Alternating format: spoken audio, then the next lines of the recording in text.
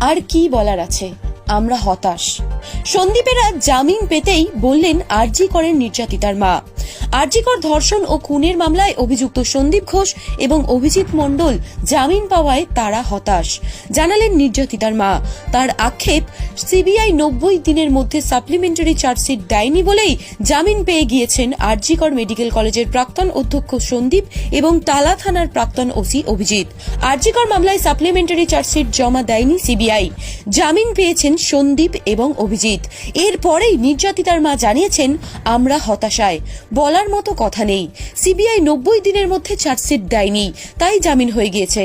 CBI এর এক আধিকারিক জানিয়েছেন, তদন্ত এখনো চলছে। জামিন হয়ে গিয়েছে বলে তদন্ত শেষ এমনটা নয়, দ্রুত গতিতে তদন্ত চলছে। তদন্ত সম্পূর্ণ হলে সাপ্লিমেন্টারি চার্জশিট দেওয়া হবে। এই প্রসঙ্গে নির্যাতিতার মা বলেন, আমার কি বলার আছে।